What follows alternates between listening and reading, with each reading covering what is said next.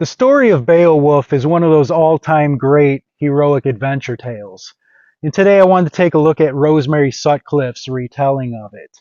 Now in some editions it's titled Dragon Slayer and in others it's titled Beowulf, but it's the same book. And I have this old Puffin edition which has Beowulf squared up against what looks like the Grinch there.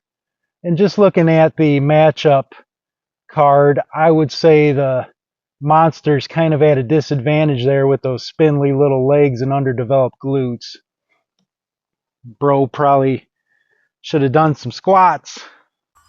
Plus you got an excellently huge Martian butt.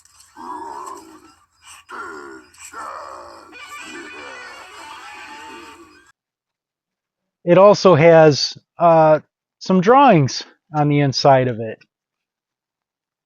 Like this one, I like it because it's got the little piggies in it. But there's about a dozen of those, and then like a bunch of smaller ones for the chapter beginnings. So it was a neat little find.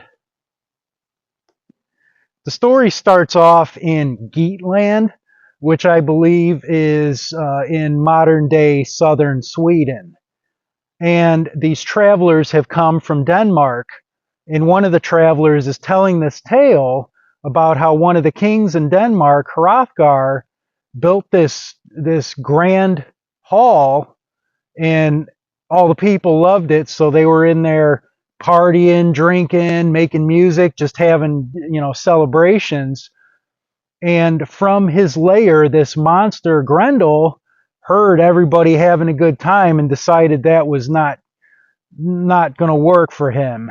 So every night he's been coming out and attacking anybody that stays in that hall.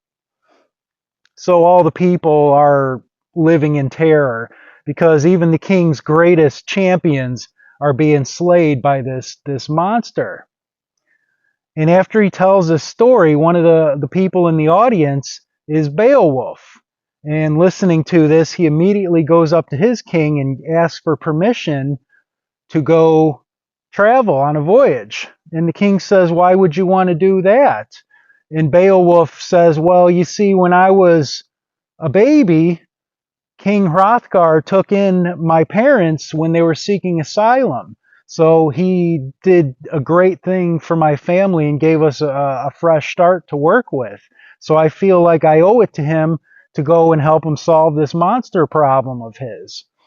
So the king is reluctant to let him go because Beowulf is his greatest warrior and has the strength of 30 men. But he also understands why he needs to do this, so he does grant him permission. So immediately Beowulf sets sail for Denmark to go face and slay this ferocious monster.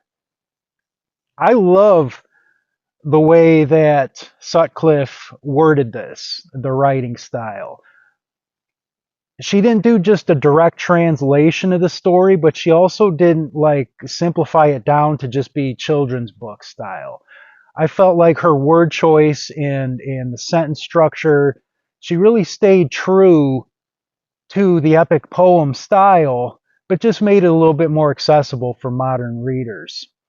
And she does a bunch of other retellings in the same fashion. I know I have her King Arthur trilogy, and she's done the Mabinogion and the Deeds of Finn McCool and a bunch of other ones. So there's a lot of her other works that are worth going and checking out too. This was a really short read. Took me about 2 hours. So, because you can see it's big words and big print and that. So, short but effective, tells you the story. 8 out of 10 for me. I really enjoyed it.